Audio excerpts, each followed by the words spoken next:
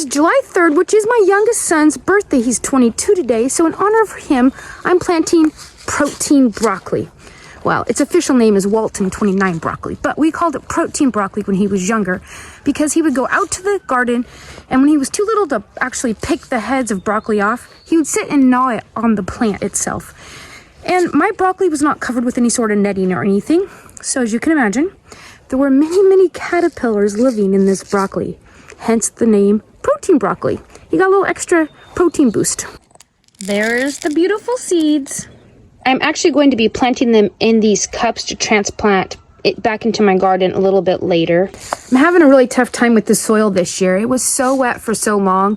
It's actually not fully dried out even today. So when I'm digging and trying to plant, it's all clumped. The soil has been rototilled for a couple weeks now.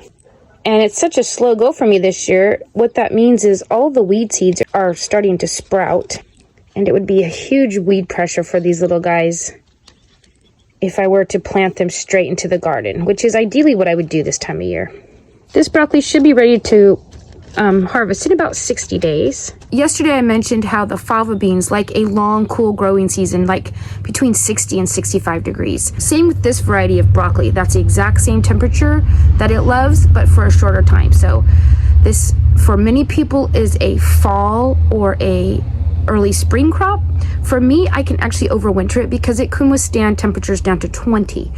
So if you live in a region where it doesn't get below 20 degrees, go ahead and plant this in the fall, about 40-50 days before your temperatures get below 45, and it should overwinter. And then if you plant enough of it, you could eat on it all winter long. Just go out and snip what you want when you want it.